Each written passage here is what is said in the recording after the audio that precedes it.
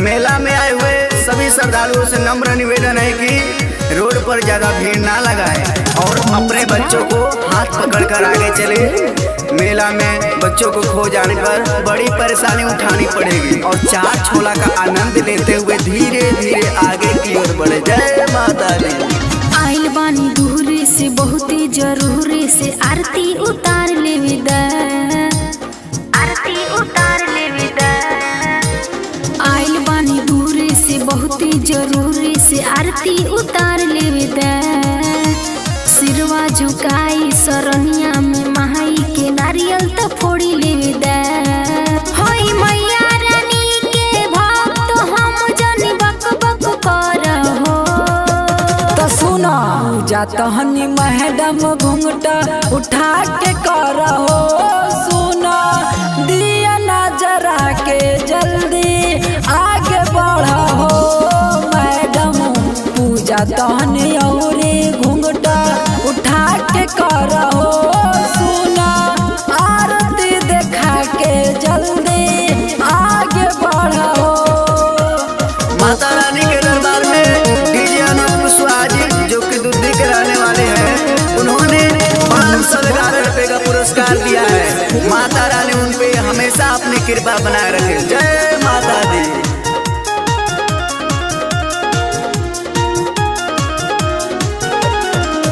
बड़ी लंबा लाइन लागी हम आइल बानी, हम भूखल बानी रउआ गुताइल बानी। हरे अगुताई जरूरी बा हो भीड़ न बा। तू ही एगो नहीं खूब भीड़ भगतन के लागल बरियार बड़ुए। बड़ी लंबा लाइन लागी आइल बानी, हम भूखल बानी रउआ गुताइल बानी।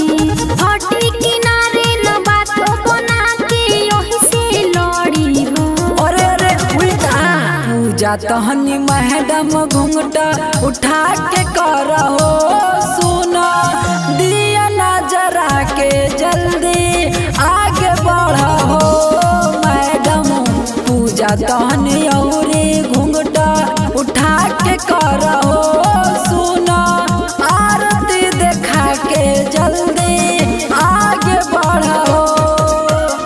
आए हुए श्रद्धालुओं से फिर से कमेटी की ओर से नम्र निवेदन है कि लेडीज अपने लाइन में चले और जेंट्स अपने लाइन में चले। और हाँ, आपसे ये भी गुजारिश है कि हल्ला गुल्ला बिल्कुल न करे, शांति से माता रानी का दर्शन करे।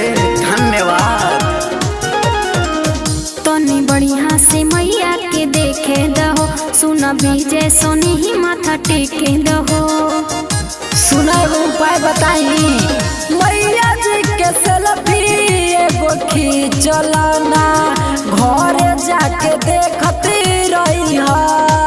तनी बढ़िया से मैया के देखे दहो, सुना कृष्णा अनूप माथा टेके दहो। और लेडीज के जेंट्स जैसे काहे धसोरता रहो। बात ना मन तो का करी।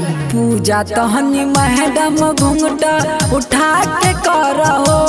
सुनो दिया नजरा के जल्दी आगे बढ़ो। मैडम पूजा तहनी औरे घूंघटा उठा के करहो।